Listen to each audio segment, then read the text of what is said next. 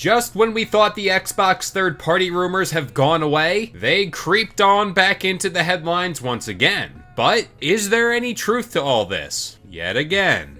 Let's break this all down, up next.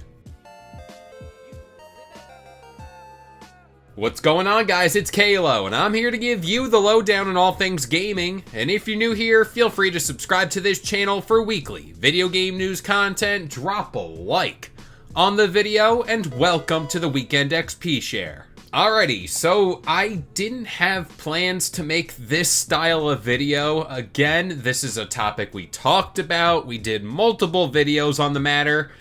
But this rumor, I really didn't think it would take off.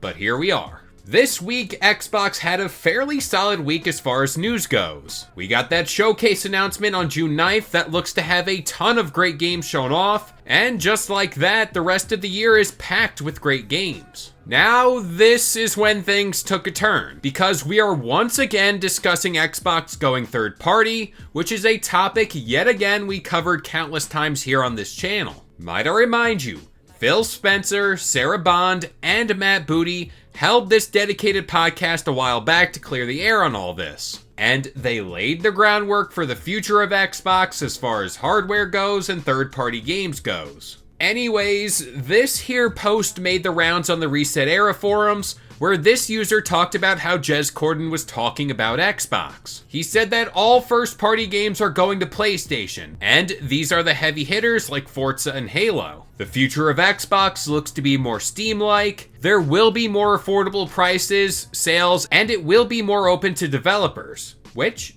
I don't think that's a bad thing. The future of hardware Xbox has in store will be for the fans who want it, which I don't understand that. Xbox hardware will be niched like the Steam Deck. The next Xbox will sideload Steam, which I think that's great. Quote, I don't think they expect to ever grow in hardware. Nobody wanted to give Xbox a chance, so this is what they get with the Sony monopoly. Now, my whole problem with this thing from the start was the internet took these words and ran with them. And they ran with it as an insider tip, as if this was the actual plan for Xbox moving forward.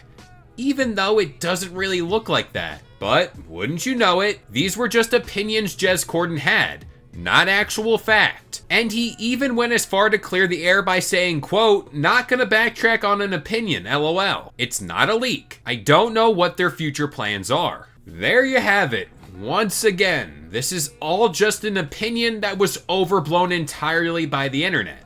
But again, this is what happens. Outlets took this little bit out of context and purposefully ran with this idea and sold it as insider facts. But at the same time, I don't think this whole thing is entirely false. I do think at some point in the future, we will see more Xbox games on other platforms. And again, Phil Spencer even confirmed as much. They wanted to see how this first batch of games fared on other consoles first, and this is all to consider other moves going forward. And I think that's all because the gaming industry as we once knew it is rapidly changing. Grounded, Sea of Thieves, Hi-Fi Rush, and Pentiment are all doing insanely well on other platforms, and Xbox for sure has seen this. Higher-ups over at Microsoft, that's the key word here, like Brad Smith, might have caught wind of all this, and might be pushing Team Xbox, which is totally separate from Microsoft, in that direction even faster. And this could cause some internal struggles within the power hierarchy over at Xbox, and again, this is just pure speculation on my part. And at the same time, I think with certain games going forward,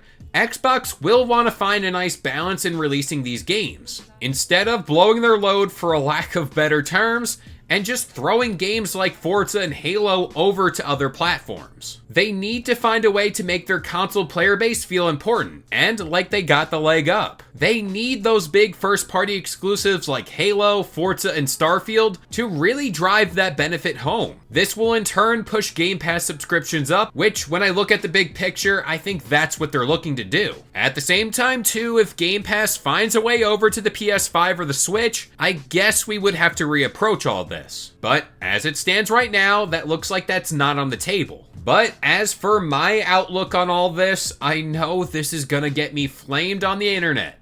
I don't care about exclusivity. At the end of the day, I just want to play my games, I want them to launch in a fairly playable state, and I want them to be quality.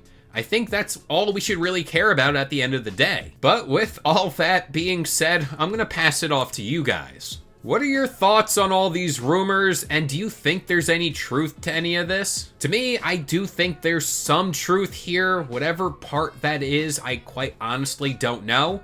I do think in the future we're going to be getting more games on other platforms, and if I had to pick one, I don't know, State of Decay 2, maybe? I don't know. But that about does it here. I've been Kalo, I gave you the lowdown on all things gaming, and if you're new here, feel free to subscribe to this channel for weekly video game news content. Drop a like on the video, and this has been the Weekend XP Share.